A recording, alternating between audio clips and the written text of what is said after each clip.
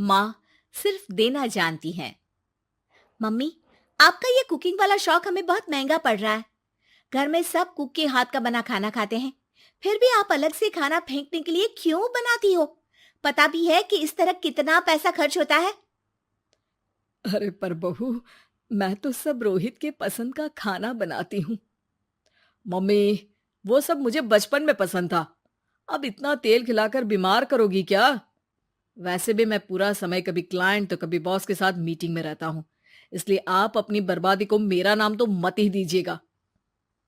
ये है पिंकी की सास निर्मला, जिन्हें सबको अपने हाथ का खाना खिलाना बहुत अच्छा लगता है, लेकिन राहुल और पिंकी को ये पसंद नहीं है।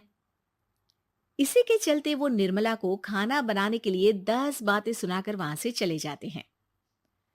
मेरे मन में तो सिर्फ अपने बच्चों के लिए प्यार है, पर शायद अब उन्हें मेरी जरूरत नहीं है।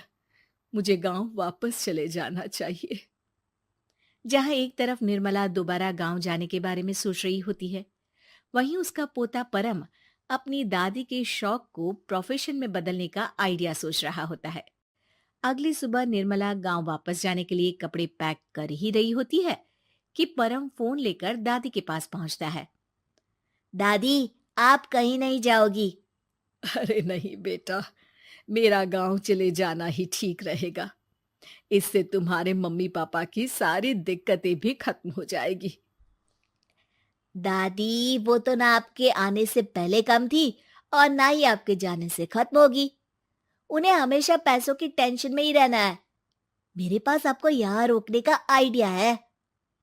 आइडिया? मतलब, मैं कुछ समझी नहीं। इस पर परम अपनी दादी को YouTube खोलकर उसके बारे में सब कुछ बताता है, जिसे सुन दादी कंफ्यूज हो जाती है।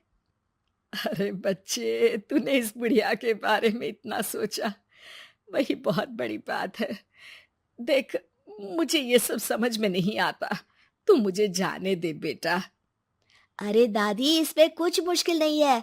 मैं हूं ना हेल्प के लिए।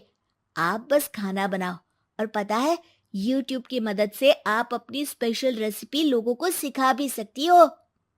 अच्छा, ऐसा भी हो सकता है? मतलब, बस घर बैठे मैं दूसरे लोगों को सिखा दूंगी? सिर्फ कुछ लोगों को नहीं, पूरी दुनिया को सिखा सकती हो, और उसके लिए आपको सिखाने के पैसे भी मिलेंगे दादी। इस पर बहुत देर तक दादी को YouTube के बारे में समझाकर आखिर में परम उन्हें कन्विंस कर ही लेता है, जिसके बाद वो गांव जाने का प्लान कैंसिल कर YouTube चैनल शुरू कर देती हैं।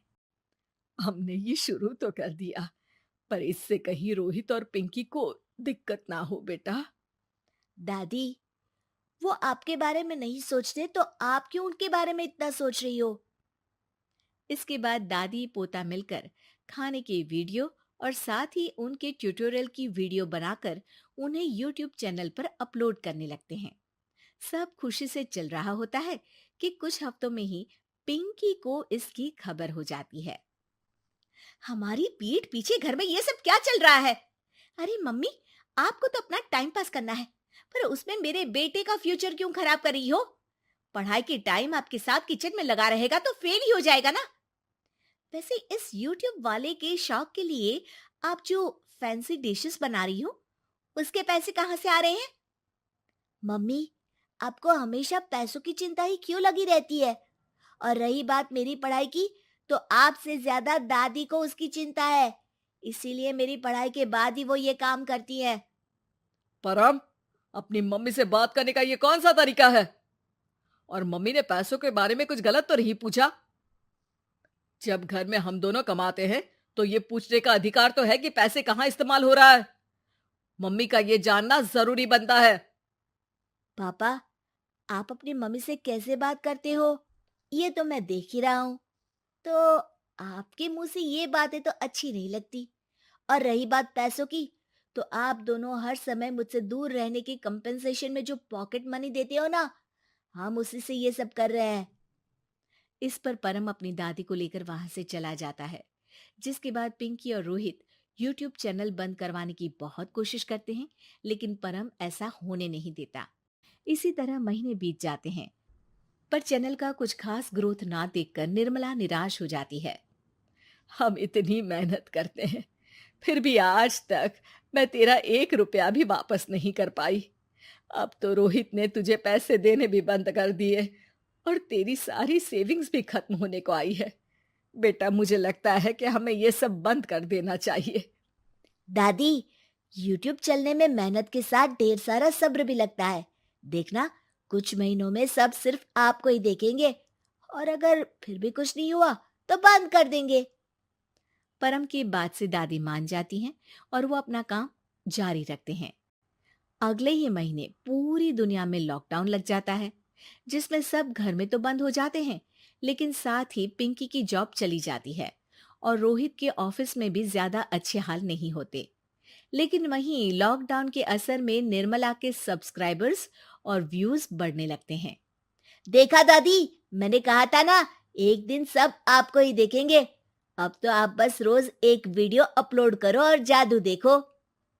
इसी के साथ लॉकडाउन के कुछ ही महीनों में निर्मला खाने वाली दादी के नाम से सारे सोशल मीडिया पर फेमस हो जाती है, जिस वजह से अब उन्हें यूट्यूब के पैसों के साथ पेड एडवर्टीजमेंट और पेड प्रमोशन भी मिलने लगते हैं। उन्हीं पैसों की मदद से निर्मला अब बेटे बहू की नौकरी ना होने पर घर का खर्चा भी चलाने लगती हैं, जिसे देख रोहित और पिंकी को भी अपनी गलती का एहसास होता है और वो सब मिलकर निर्मला को सपोर्ट करने लगते हैं।